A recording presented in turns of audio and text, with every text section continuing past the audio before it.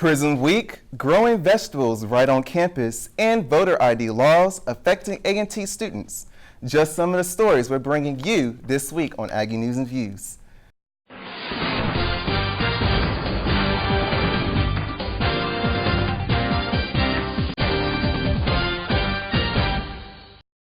Hello everyone, I'm Alonzo Clark. And I'm Diamond Hubbard. And thank you for watching Aggie News and Views. Prism is the LGBTQU plus advocacy group here on A&T's campus. Considered a safe space for many, the organization hosted their annual Prism Week during the first week of April. Prism members held different events on each day of the week that were designed to bring together the A&T LGBTQU plus community. One of the events that Prism hosted last week was a mixer. This was a time for students in the organization to get to know each other and be themselves with no judgment. We're having a mixer tonight that's specifically geared towards LGBT students, and we're involving different campuses. So UNCG's LGBT work is also coming today. One of the main things that Prism values is respect. Just generally respecting people's pronouns, respecting people's identities, respecting people's space and privacy. The mixer was filled with dancing, good conversation, and great music. This event brought so many people together. Prism Week ended with a mental health discussion and a movie night. Looks like a lot of fun things to do. To stay updated on what they have planned, you can follow them on Instagram at NCATPrism. Ever find yourself constantly going to the grocery store to buy vegetables and fruits? Well, you don't need to anymore. I went to find out what the A&T farm is doing to give us free produce. Plant a seed in coconut husk, and there's a harvest. Located on McConnell Road, North Carolina A&T Plant Farm grows eco-friendly crops in season. I spoke with John Kimes, horticulture coordinator and alumnus, about what is grown on a daily basis. We grow everything from the winter vegetables like we have going in there right now. We have collards, kale, carrots, beets, Swiss chard, a whole slew of different things that we're growing. Kimes said typically the students work 2-hour shifts to harvest while learning the aspects of farming from irrigation, construction, and weeding. This cooler right here stores free crops on A&T's farm. All the crops cannot be sold but are donated to several organizations in the Triad. As for A&T's greenhouse worker and Climate Justice League member Zenithia Ship, Aggie's source is unknown to her. I'm actually not familiar with what they give to Aggie Pantry, but because I've worked on the student farm, I know what they grow. And we've grown a lot of collard greens, mustards, squash, cucumbers. Ship said horticultural students always give away food to the community. Overall, research is the key to sustainability. We grow in high tunnels, which are structures that are in the field, kind of like a greenhouse, but they have no heat, they have no wind or anything like that. A&T Farm is the only university in the state who uses 9 high tunnels to grow foods from all seasons. For Aggie News and Views, I'm Alonzo Clark. To get any produce without a cost to you, the Aggie Source Pantry is open to all students at 2 campus locations, the Old Sebastian Health Building and Carver Hall. The North Carolina General Assembly has passed several new laws. One of those laws is impacting local college students at the ballot box. Jason McMasters has more. Beginning with the 2020 election, students at both North Carolina A&T and UNCG will no longer be able to use their school-issued IDs to vote. State legislators passed Senate Bill 824, which lays out new voter ID standards. Many student IDs do not meet those standards. IDs, the requirement is that the pictures taken themselves had to be from the school or from a contractor, where, especially in UNCG's situation, students were allowed to upload their own pictures, and the school couldn't verify 100% where those pictures may have come from. Even though they might have had other security checks in place, the law says it must be taken by the entity or the school or contractor of the school. A&T Chancellor Harold Martin says the school uses multiple ways to confirm student IDs before they're issued, including high school transcripts and SAT scores. We'll be right back with Ariel Kilgore and entertainment news. Ariel will recap the Verge modeling show and give us a preview of Aggie Night Live. Can you feel it? The feeling that this building brings out. It roams all through these sacred halls. It's always been here, and it's essential to our history.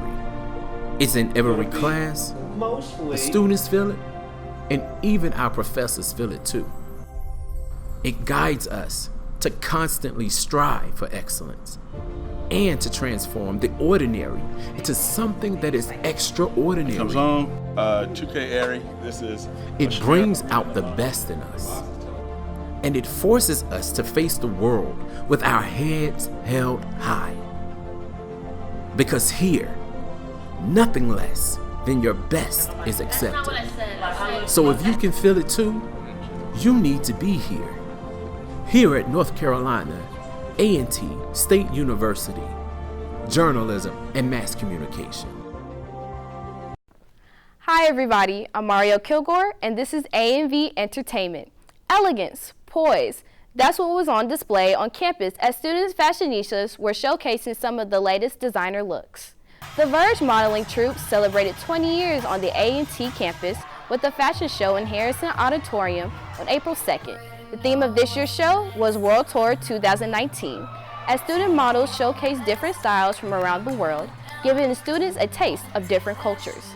Verge is an elite performance-based organization dedicated to training models and executing the highest degree of excellence in routines and on the runway. The troupe's members are called Verge Diamonds because diamonds are considered invincible with superlative physical qualities. The Verge modeling troupe regards its members as having those same qualities.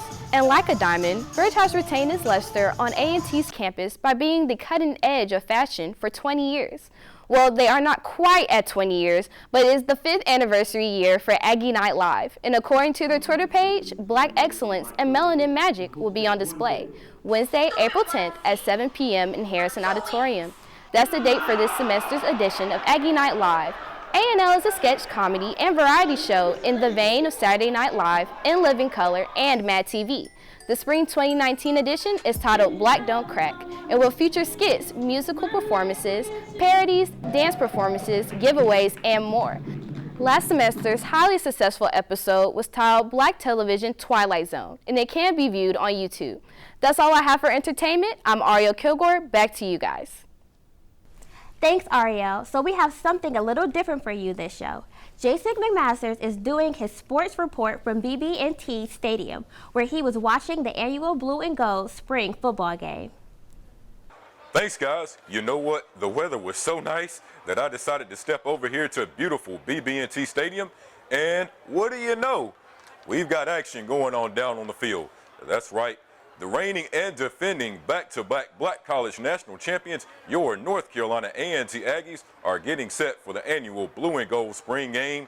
Now, with no more Lamar Raynard, no more Malik Wilson, no more Marquell Cartwright, no more Julian McKnight, and no more Darrell Johnson, definitely some question marks for the Aggies coming into today, but we'll get you some highlights of the game just a little later in the show. But for now, football isn't the only sport on the upswing here in Aggie land. That's right, one of those sports is baseball, and their season is in full swing. The Aggies sit atop the Southern Division of the MEAC at the halfway point of the season. They have a 6-3 conference record and are 16-12 overall. Just last week, they took on crosstown rival UNCG at First National Bank Field in downtown Greensboro. We'll pick up the action in the top of the third with the Spartans holding a 3-1 lead. But the Aggies have a rally going with Jason King on third and Dustin Baber on second. A.J. Hunt grounds out to third, but he brings home King, who had doubled to start the inning. Then, Camden Williamson with a little blooping Texas leaguer to left brings in Baber to tie the score.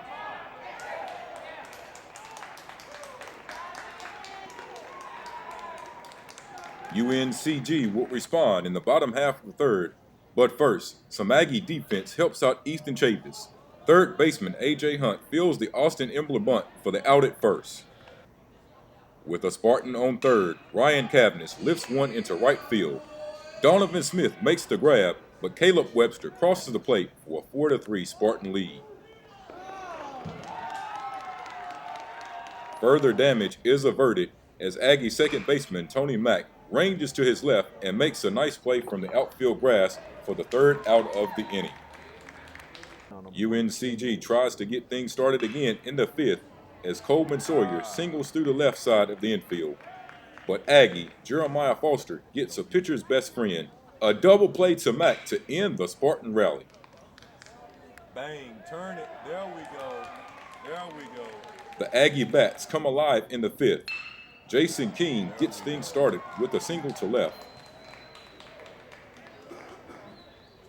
That's followed by Dustin Baber with a base knock of his own to the opposite field in right. Come on, there we go. Don't screw this up. 2 outs later, we get the play of the game. Camden Williamson gets a hold of it and ends up with a deep 3-run shot to right center. King scores, followed by Baber. And then Williamson touches them all with a little helmet high-fiving and chest bump. The Aggies go up 6-4. Aggie catcher Jared Norman throws out a Spartan base runner trying to steal third in the bottom of the fifth. But the umpires rule no play, much to the dislike of Aggie head coach Ben Hall. So the Spartans have the bases loaded. So we literally could say bases are loaded. But no damage is done as Aggie pitcher Justin Fox gets Cavness to pop out to Hunt. And then Peyton Weinbarger comes in to pitch and gets Josh Madoe to ground out to Matt to keep the Aggie lead at 6-4 after 5. The hot bats continue for the Aggies in the top of the 6th. Zach McClain starts the inning off with a solid double to left center, just out of reach of Coleman Sawyer.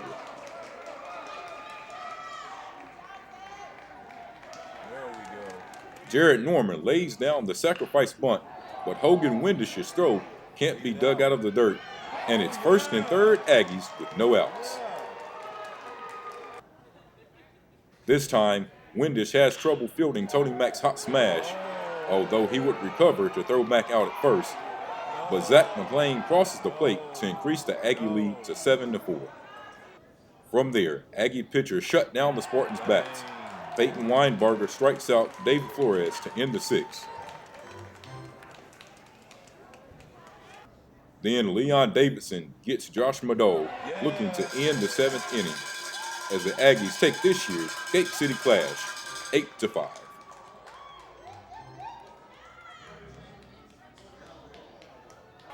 The baseball team will be in Tallahassee this weekend for a 3-game series with Florida A&M.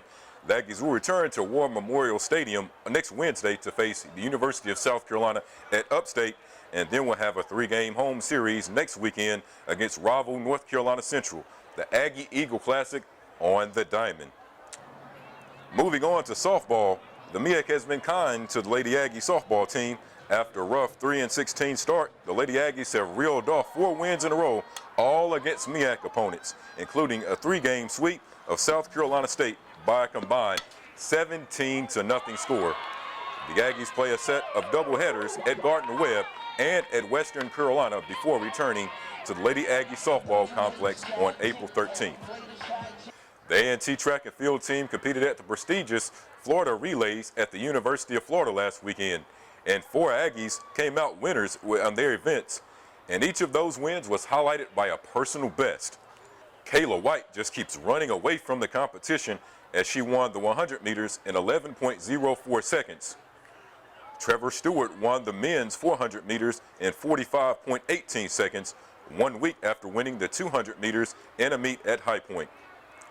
In his collegiate debut, Brandon Hicklin won the long jump with a jump of 25 feet and 1/4 inches, besting second place by 3.5 inches. Akeem Sirleaf was the 4th Aggie to win an event. He topped the field in the 200 meters with a time of 20.50 seconds. The Aggies return home to the track April the 12th and 13th for the 2019 Aggie Invitational right here at Irwin Belk Track. Well, things are heating up down on the field, and I don't want to miss a single second on it. We'll have some highlights of the Blue and Gold spring game coming up next. NFL All-Pro and A&T's all-time leading rusher Tariq Cohen was in the house today checking things out, and he had plenty to smile about as his former teammate Elijah Bell takes the screen pass from Jalen Fowler down the sideline for a big gain. That would set up this Noel Ruiz field goal to give the Gold Squad the early lead. East Carolina transfer Kingsley Afedi, seeing his first game action, hits Unique Johnson coming out of the slot, and it was rumble, young man, rumble. A couple plays later, South Carolina transfer Corey Banks explodes off tackle for a big gain. Very next play, Afedi hooks up with Jordan McDaniel for his first TD as an Aggie. Freshman QB Carnaji Andrews seeing some early action. His pass is complete just to the wrong player as Jaden Williams takes 50 yards to the house for the pick six, keeping the blue team in the game.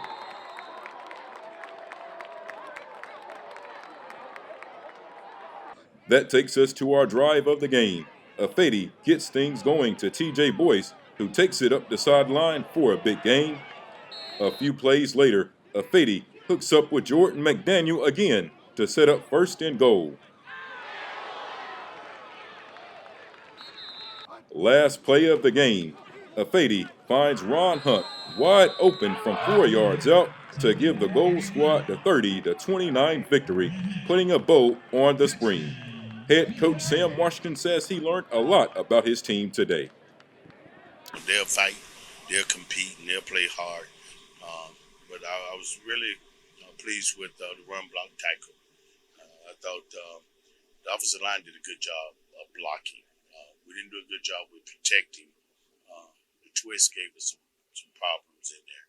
So, got to go back to the drawing board and make sure we get that taken care of. But I thought we got quite a bit accomplished this spring. Well, guys, thanks for joining me at beautiful BB&T Stadium for the annual Blue and Gold Spring Game. I'll catch you next time. Back to you guys. Well, Diamond, I know Easter's coming up. You have any plans? Oh, just going to Sunday service. Oh, my goodness. I have planned to go to Virginia. I miss my family a lot. Oh, you're going to have so much fun. Well, that concludes this Aggie News and Views segment. Once again, I'm Alonzo Clark. And I'm Diamond Hubbard. Have a great one.